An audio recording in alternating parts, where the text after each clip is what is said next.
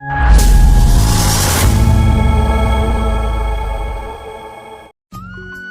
के एक छोटे से गांव में गोपाल अपनी पत्नी लक्ष्मी और 7 साल की बेटी माया के साथ रहता था। लेकिन एक रात आकाशीय बिजली ने उनके मिट्टी के छोटे से घर को आग की लपटों में बदल दिया।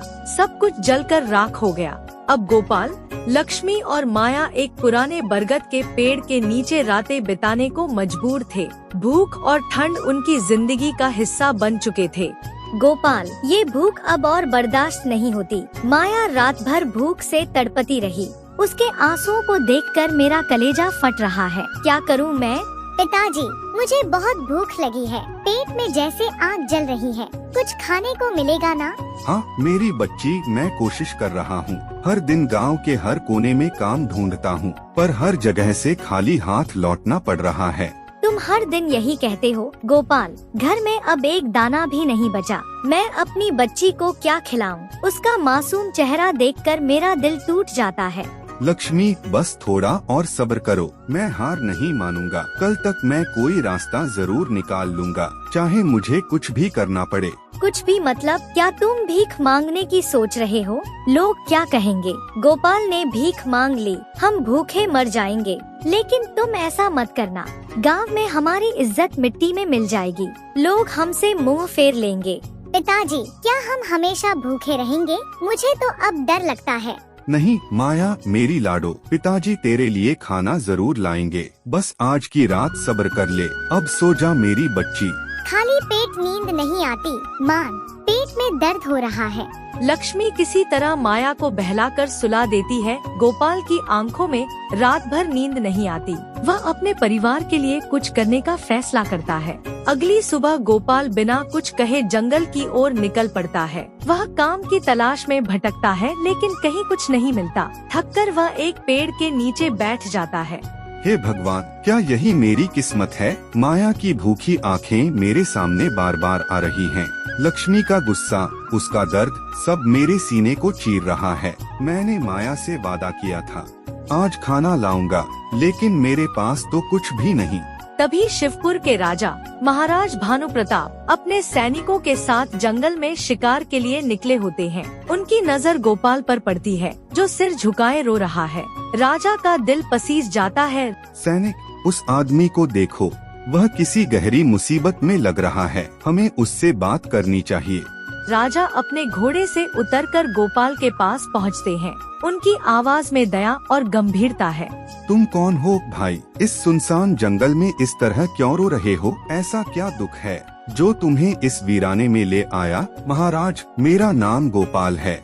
मैं एक गरीब मजदूर हूँ। मेरा घर आग में जलकर राख हो गया। मेरी पत्नी लक्ष्मी और बेटी माया सड़क पर रहने को मजबूर हैं। मुझे कहीं काम नहीं मिल रहा। खाने को एक रोटी तक नहीं है। मेरी बेटी भूख से तड़प रही है। गरीबी का दर्द बड़ा भयानक होता है गोपाल, लेकिन रोने से कुछ हासिल नहीं होगा। तुमने किसी से मदद क्यों नहीं मांगी? महाराज, गरीब की पुकार कौन सुनता है? मैं दिन रात कोशिश कर रहा हूँ, लेकिन हर जगह से निराशा ही हाथ लगती है। मैं पूरी तरह टूट चुका हूँ।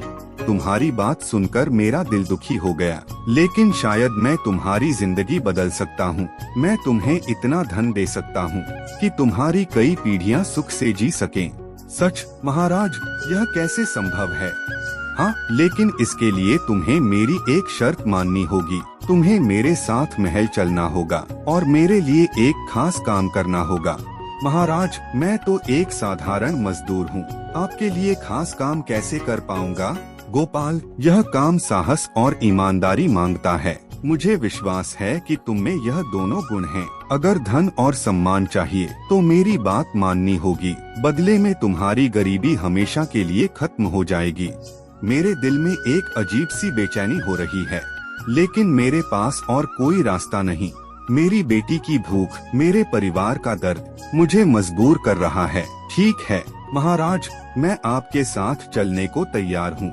बहुत अच्छा गोपाल, तुम्हारा यह फैसला न सिर्फ तुम्हारे लिए बल्कि पूरे राज्य के लिए महत्वपूर्ण है। लेकिन याद रखना, यह राह आसान नहीं होगी। तुम्हें कई कठिन परीक्षाओं से गुजरना होगा। राजा गोपाल को अपने भव्य महल में ले जाते हैं। वह उसे एक शांत सजे हुए कमरे में ले जाकर बैठाते हैं। कमरे में रानी सावित्री की बीमारी की खबर की गूंज है। हर कोई चिंतित है। गोपाल, मेरी रानी सावित्री गंभीर रूप से बीमार हैं। उनकी हालत दिन ब दिन बिगड़ रही है। देश विदेश के वैद्य, हकीम और ज्योतिषी सबने हार मान ली है। उनका कहना है कि अब केवल कोई चमत्कार ही रानी को बचा सकता है। महाराज, यह बहुत दुखद समाचार है, लेकिन मैं एक गरीब मजदूर, मैं भला इस चमत्कार के लिए क्या कर सकता हूँ? गोपाल, तुम साधारण नहीं हो। मैंने तुम्हारी आंखों में साहस और ईमानदारी देखी है। मुझे विश्वास है कि तुम यह काम कर सकते हो। तुम में वह जज्बा है जो इस मुश्किल को पार कर सकता है। आपकी आज्ञा मेरे लिए सर्वोपरि है। महाराज, बताइए मुझे क्या करना होगा? रानी को बचाने के लिए तुम्हें 3 कठिन परीक्षाओं से गुजरना होगा। ये परीक्षाएं तुम्हारी शारीरिक ताकत, मानसिक शक्ति और चरित्र की कड़ी परीक्षा लेंगी। यह किसी योद्धा के लिए भी आसान नहीं होगा। ये परीक्षाएं कैसी होंगी महाराज? क्या मैं इन्हें पार कर पाऊंगा? मेरे पास तो न ताकत है न कोई खास हुनर। पहली परीक्षा के लिए तुम्हें तपस्वी बाबा शिवदास के पास जाना होगा। वे शिवपुर के घने जंगल में एक प्राचीन गुफा में रहते हैं। वे रानी की बीमारी का कारण बताएंगे और तुम्हें आगे का रास्ता दिखाएंगे। मैंने सुना है महाराज, वह रास्ता बहुत खतरनाक है। जंगल में जंगली जानवर, कांटे और अनजाने खतरे हैं।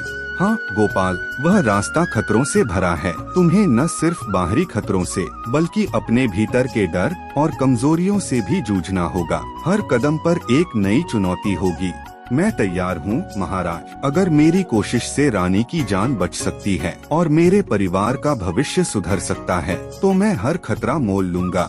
तुम्हारा साहस प्रशंसनीय है गोपाल, लेकिन यह यात्रा सिर्फ खतरों की नहीं बल्कि तुम्हारे चरित्र, सच्चाई और विश्वास की भी परीक्षा होगी। जाओ और अपने मिशन में सफल हो।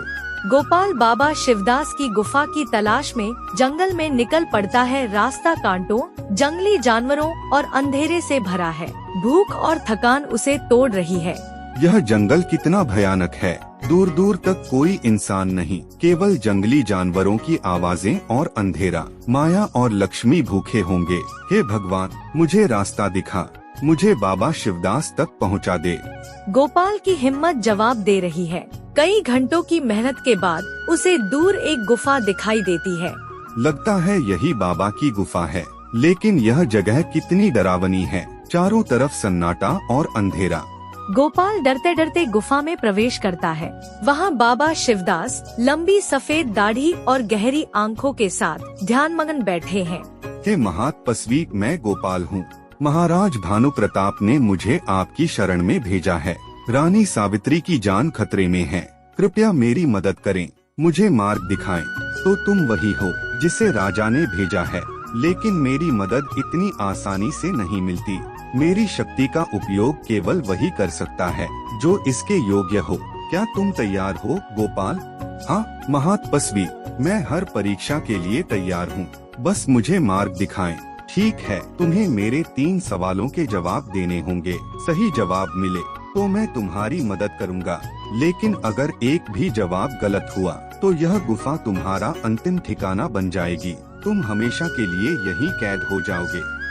मुझे मंजूर है, पूछिए अपने सवाल।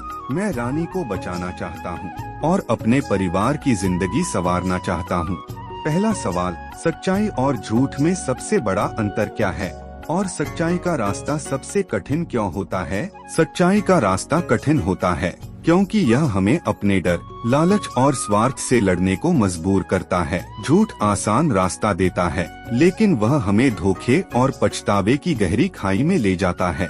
सच्चाई हमें सही और गलत का अंतर सिखाती है और अपने कर्मों की जिम्मेदारी लेने को प्रेरित करती है। सही जवाब गोपाल, लेकिन अभी 2 सवाल बाकी हैं। बाबा 2 और सवाल पूछते हैं। एक धैर्य के महत्व के बारे में, दूसरा त्याग की शक्ति के बारे में। गोपाल गहरी सोच और सच्चाई के साथ जवाब देता है। उसके जवाबों से बाबा प्रभावित होते हैं। तुमने मेरी उम्मीद से बढ़कर जवाब दिए। तुम सच्चे और योग्य हो। अब मैं तुम्हें रानी को बचाने का रास्ता बताऊंगा। बाबा शिवदास गोपाल को रानी को बचाने का रास्ता बताते हैं। उसे 3 चमत्कारी वस्तुएं लाने का आदेश देते हैं। रानी को बचाने के लिए तुम्हें 3 चीजें लानी होंगी। पहली, चमत्कारी जड़ी जो एक गहरी घाटी में छिपी है। दूसरी, जीवन फल जो एक जादुई पेड़ पर मिलेगा। तीसरी, पवित्र दर्पण जो एक जादुई महल में है। ये रास्ते खतरों से भरे हैं, क्या तुम तैयार हो? हाँ महातपस्वी, मुझे मार्ग बताएं, मैं ये सब लाकर दिखाऊंगा। ठीक है, लेकिन इन वस्तुओं को पाना आसान नहीं। हर कदम पर तुम्हारी हिम्मत और सच्चाई की परीक्षा होगी। यह लो, ये कुछ शक्तिशाली मंत्र हैं, इनका उपयोग सही समय पर करना।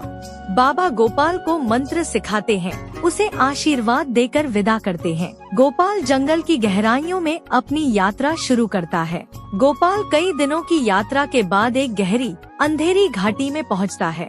तभी एक रहस्यमय रखवाला उसका रास्ता रोकता है। उसकी आवाज गर्जन की तरह गूंजती है।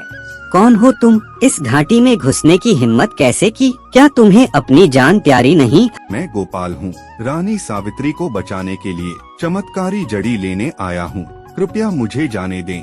हाँ, जड़ी इतनी आसानी से नहीं मिलती। पहले तुम्हें मेरी परीक्षा पास करनी होगी। मैं हर चुनौती के लिए तैयार हूँ, बताइए मुझे क्या करना होगा? इस घाटी में कई लोग एक जादुई जाल में फंसे हैं। वे सालों से कैद हैं। उन्हें आजाद करो, तब तुम्हें जड़ी मिलेगी। लेकिन सावधान, कई लोग इस परीक्षा में असफल हो चुके हैं। गोपाल घाटी में आगे बढ़ता है। वह जाल में फंसे लोगों को देखता है। उनके चेहरों पर निराशा और दर्द साफ दिखता है। हमें बचाओ गोपाल, इस जादुई जाल ने हमें सालों से कैद कर रखा है। हमारी सारी उम्मीदें टूट चुकी हैं। क्या कोई हमारी पुकार सुनेगा? घबराओ मत, मैं तुम्हें आजाद कराने की पूरी कोशिश करूंगा। गोपाल जाल के पास पहुंचता है। वह उसे छूता है, लेकिन एक जोरदार झटका लगता है। वह पीछे गिर पड़ता है। इस जाल को छूना भी मुश्किल है, फिर इसे कैसे तोड़ूंगा? तभी गोपाल को बाबा के सिखाए मंत्र याद आते हैं। वह गहरी सांस लेता है, मंत्र पढ़ता है और जाल को दोबारा छूता है। जाल धीरे धीरे टूटने लगता है और सभी लोग आजाद हो जाते हैं। धन्यवाद वीर पुरुष, तुमने हमें नया जीवन दिया। हम तुम्हारे इस उपकार को कभी नहीं भूलेंगे। तुमने मेरी परीक्षा पास कर ली गोपाल। तुम पहले इंसान हो जिसने यह कर दिखाया। यह लो चमत्कारी जड़ी। गोपाल जड़ी को सावधानी से रखता है। उसके चेहरे पर थोड़ी राहत है, लेकिन वह जानता है कि अभी 2 और चुनौतियां बाकी हैं। गोपाल कई दिन भटकने के बाद एक घने रहस्यमय जंगल में पहुंचता है। वहां उसे एक विशाल जादुई पेड़ दिखता है, लेकिन पेड़ के नीचे 2 लोग रस्सियों से बंधे हैं जो मदद के लिए पुकार रहे हैं। हमें बचाओ, इस जादुई पेड़ ने हमें सालों से कैद कर रखा है। हमारी उम्मीदें खत्म हो चुकी हैं। हम अपने परिवार के पास लौटना चाहते हैं। हे महान पेड़, मैं इन मासूम लोगों को आजाद करना चाहता हूँ, मुझे अनुमति दें। गोपाल, सच्ची मदद वही है जो बिना स्वार्थ हो। अगर तुम्हारे इरादे पवित्र हैं, तो मैं तुम्हें मौका दूंगा, लेकिन सावधान, यह आसान नहीं होगा। गोपाल अपने दिल में माया और लक्ष्मी का चेहरा याद करता है। वह बाबा के मंत्र पढ़ता है, अपनी बुद्धि और साहस का उपयोग करता है। वह पेड़ की ओर बढ़ता है और पेड़ को छूता है, जिससे सभी कैदी मुक्त हो जाते हैं। तुमने हमें आजाद कर दिया। हम तुम्हारे हमेशा आभारी रहेंगे। तुमने सच्चाई और करुणा का परिचय दिया गोपाल। तुम इसके योग्य हो। यह लो जीवन फल। पेड़ गोपाल से खुश जीवन फल दे देता है और फिर गोपाल तीसरी वस्तु की खोज में निकल पड़ता है। कई दिन भटकने के बाद गोपाल एक प्राचीन जादुई महल के सामने पहुंचता है। वह महल के अंदर प्रवेश करता है। वहां उसे एक बूढ़ी औरत मिलती है, जिसके चेहरे पर दुख और थकान साफ दिख रही है। तू कौन है? क्या तू भी उस पवित्र दर्पण की तलाश में आया है? अगर तुझे दर्पण चाहिए तो पहले मेरी मदद कर। मैं गोपाल हूँ, आपकी क्या मदद कर सकता हूँ? मैं इस महल की मालकिन थी, राजकुमारी मालती। एक जादूगर ने मेरी सुंदरता और जवानी छीन ली। मुझे यह बूढ़ा रूप दे दिया। मुझे कबूली झील का पवित्र जल लाकर दे। वह मेरी जवानी लौटा सकता है। मैं आपके लिए वह जल लाऊंगा, बस मुझे रास्ता बताएं। गोपाल कबूली झील की ओर निकल पड़ता है। कुछ ही देर में गोपाल पवित्र जल लेकर लौटता है। बूढ़ी औरत जल पीते ही एक खूबसूरत युवती में बदल जाती है। गोपाल, तुमने मुझे मेरी जिंदगी वापस दी। मैं तुम्हारा यह एहसान कभी नहीं भूलूंगी। यह लो पवित्र दर्पण, यह तुम्हें रानी को बचाने में मदद करेगा। गोपाल दर्पण को सावधानी से रखता है। वह तीनों वस्तुएं लेकर महल की ओर लौटने को तैयार होता है।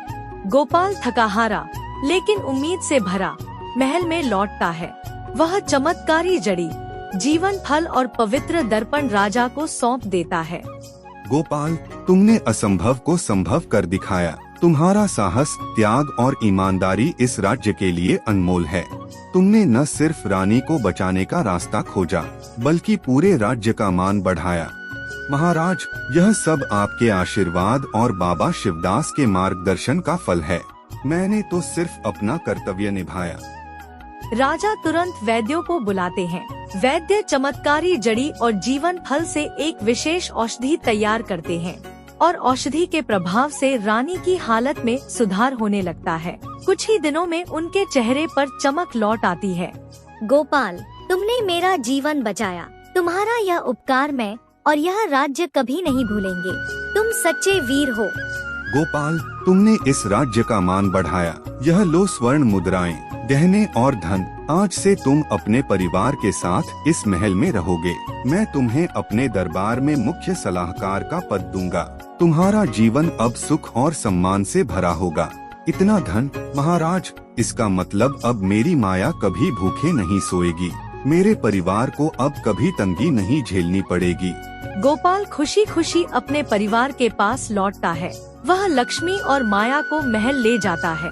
उन्हें अपनी पूरी यात्रा की कहानी सुनाता है। गोपाल, तुमने सचमुच हमारी जिंदगी बदल दी।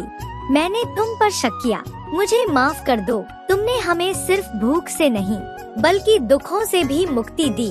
पिताजी, अब हमें खाना मिलेगा ना? और ये महल कितना सुंदर है। हाँ मेरी लाडो, अब तुझे कभी भूखा नहीं सोना पड़ेगा। हम सब अब सुख से रहेंगे। महाराज भानु प्रताप गोपाल की बहादुरी और ईमानदारी से इतने प्रभावित होते हैं कि उसे अपने दरबार का मुख्य सलाहकार बना देते हैं। गोपाल, लक्ष्मी और माया महल में सुख शांति से रहने लगते हैं। गोपाल की कहानी पूरे शिवपुर में फैल जाती है। अगर वीडियो पसंद आए तो लाइक, कमेंट और सब्सक्राइब करें।